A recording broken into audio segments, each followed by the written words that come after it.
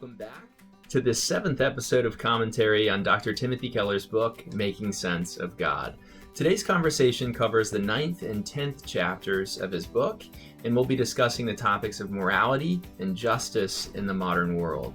Keller begins his 9th chapter on the problem of morals by discussing a British intellectual's journey from Christianity to atheism and back again. His name's A.N. Wilson, and one of the most remarkable things about religion, especially Christianity, according to this Oxford Don and Doubting Thomas, is its seemingly better ability to establish a moral compass, which helped Wilson explain what he described as its palpable and remarkable power to transform human life. The point that Keller wants to make about morals in his work, though, is not that unbelieving people do not have them unless they become transformed into believers. Common sense and experience reveal that many unbelieving persons make regular contributions to the common good, he thinks. Keller's point is rather that there's an apparent absence of objective moral obligation apart from God, which we've briefly indicated in earlier episodes. Before looking into this problem further, however, we should also note the other side of the coin.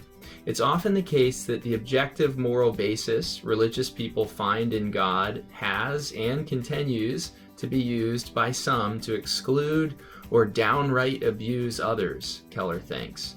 Thus, writing as a religious person himself, Keller still demonstrates a balanced view of objective morality, believing that it can be a fearsome thing in the hands of a religious believer. So, within these 2 chapters that we're discussing today, we have to look at both the problem that morals pose for secular people and the more particular problem for believers of how belief in moral absolutes rooted in God often makes religion into an oppressive force. Keller's solution to these problems is going to be found somewhere in between the 2 poles of no belief in a moral foundation and absolute enforcement of God's objective morals, as we shall see. His solution will require us to remember that while God establishes an objective foundation for morality, our limited rationality as humans should humble us, making us realize that we most certainly cannot grasp in black and white terms everything that there is to say about objective moral goodness or its privation, as if we could exhibit the moral clarity and rationality of God himself. Now, let us turn first to a closer look at the problem morals pose for secular people.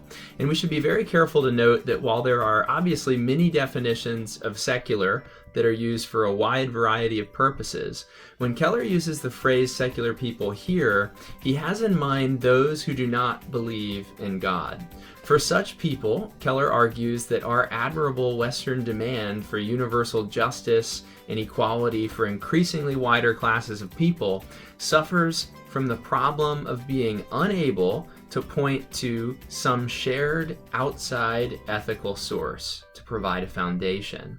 How could our secular culture point to objective moral claims as traditional societies of the past so easily found themselves able to do, Keller wonders, since as philosophers today note, we find ourselves in an unprecedented situation where we're told that we must be our own legislators of meaning. Keller notes how this problem of wanting to have our cake and eat it too when it comes to morality and secular culture has led to a kind of intellectual schizophrenia. For example, sociologists today find that younger American adults hold 2 views of morality in sharp tension and even contradiction. Most are relativistic, not believing in abiding moral absolutes, and yet they have many very strong moral convictions, which they insist others should honor on the basis of their self-evidence, like gender or racial equality, for example, as Keller indicates. In theory, we're relativists, Keller says, but in practice and interaction with those who disagree with us, we seem to be more like absolutists. Not only is the secular cultural attitude toward morality schizophrenic, but it's also become a major source of the increasing polarization we see in our culture, Keller argues, since there's no way to resolve disputes about morality if all morality entails is our own matters of preference. In this way, Keller says, modern people say they do not believe in absolute moral values, like human rights, but can't function without practically assuming them, and they often won't admit they're doing it. How did this unprecedented situation come about, Keller wonders? Essentially, this unprecedented situation came about as a result of failed attempts to find some objective moral basis for important and seemingly self-evident truths about human life and its significance apart from God.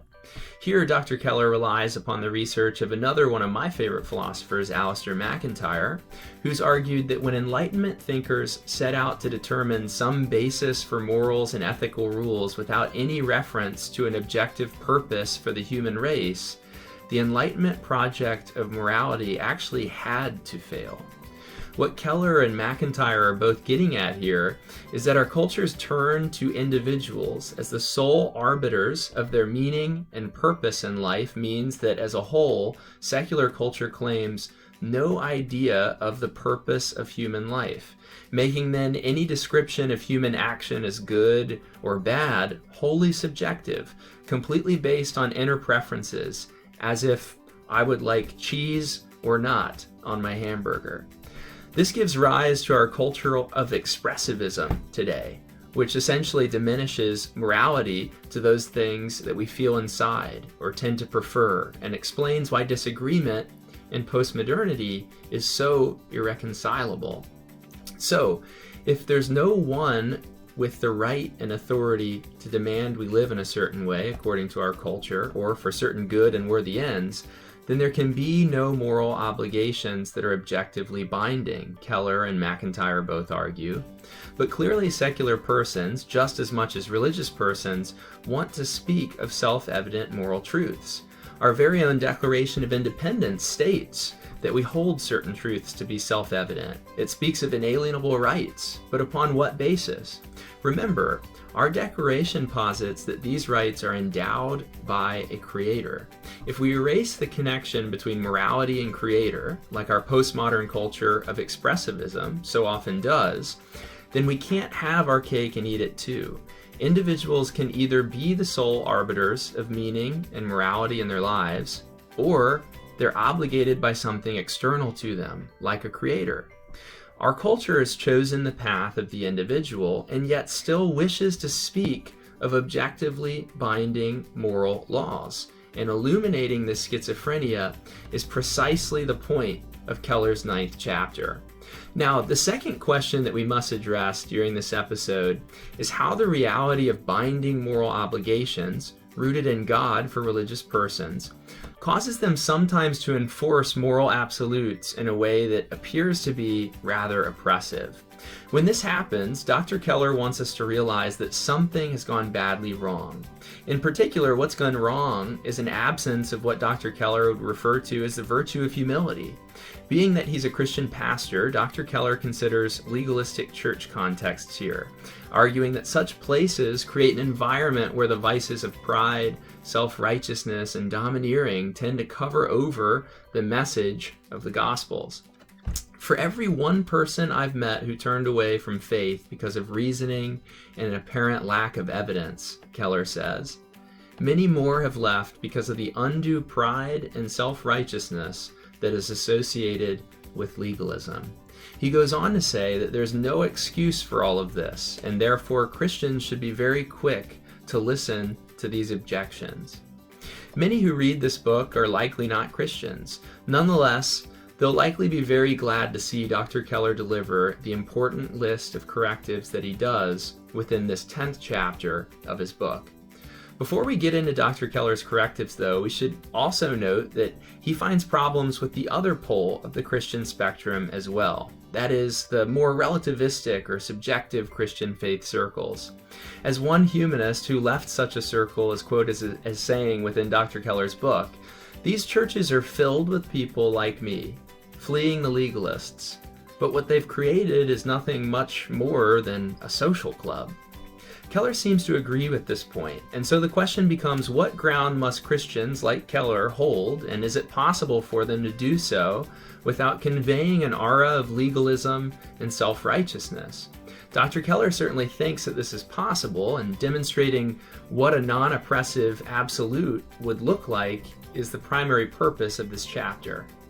Keller reminds us at the start of this chapter that we've already seen the ways our postmodern culture, although it promises freedom for the individual, has just led to new forms of domination and marginalization.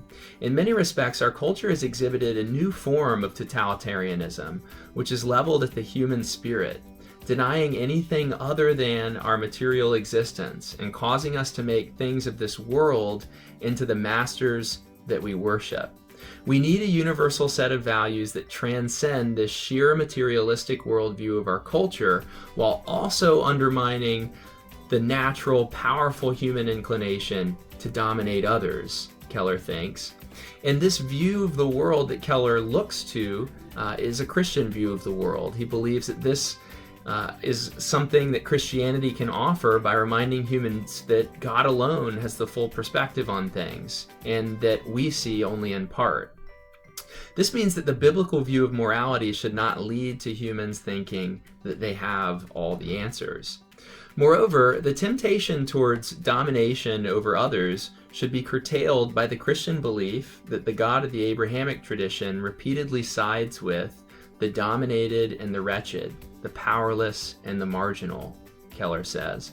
Even Jesus is an example of this, he thinks. In Jesus, Keller says, you have the only founder of a major religion who died in disgrace, not surrounded by all of his loving disciples, but abandoned by everyone he cared about. Keller argues that God puts in the center the person whom the world would put on the periphery. Christians are reminded that this is the way God has actively delivered an appeal to all believers to live justly and be agents of social justice in the world. And when we do not experience just treatment ourselves, the moral message of Christianity teaches that we are to turn the other cheek and to not pay back wrong with wrong. In this respect, the moral message of Christianity is the one that Dr. Keller believes breaks the cycle by which the oppressed become oppressors in their turn. Yes, of course, any beliefs in universal moral truths can be used to oppress others, even Christianity, as Dr. Keller is quick to note in this chapter. But the message of Christianity, Keller thinks, is distorted when the tradition itself is turned into an ideology of oppression. Because, as he says, the major characteristics of people in the biblical stories that God honors make it uniquely unsuited to being an instrument of oppression.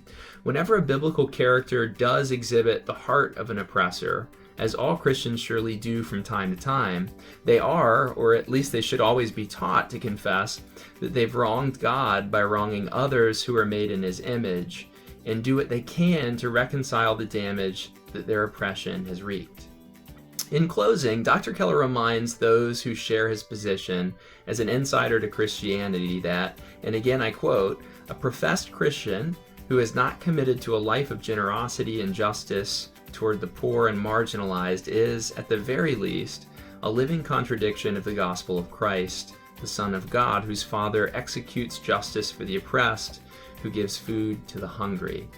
In this respect, the New Testament Gospels provide what Dr. Keller believes is a non-oppressive absolute truth, one that provides a norm outside us as a way to escape the ineffectiveness of relativism and the selfishness of individualism, yet one that can also not truly be used to oppress others.